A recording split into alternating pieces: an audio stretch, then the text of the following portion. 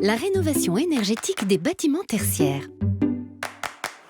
En 2010, on en parlait déjà avec la loi Grenelle II, qui fixait une réduction des consommations à moins 38% pour l'horizon 2020.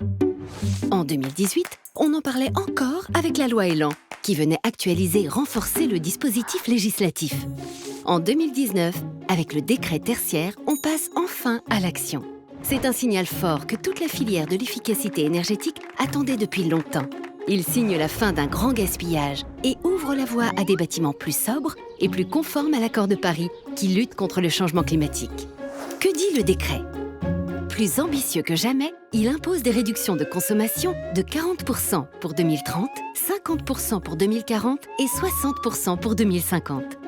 Ces économies d'énergie sont calculées sur une base de consommation d'une année pleine d'exploitation à compter de 2010.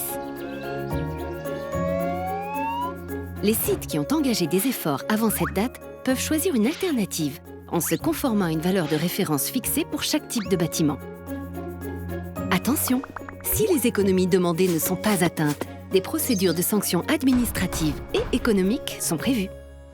À qui ce décret s'adresse-t-il ?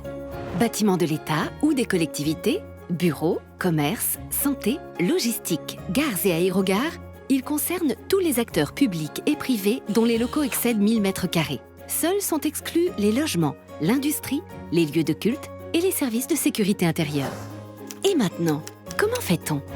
Les entreprises de la transition énergétique et numérique, regroupées au sein du CERS, accompagnent depuis plus de 10 ans les pionniers du tertiaire, qui les premiers se sont engagés dans la transition énergétique. Expertes reconnues de l'efficacité énergétique, elles développent des offres uniques qui s'adaptent aux spécificités des bâtiments et aux besoins de chacun.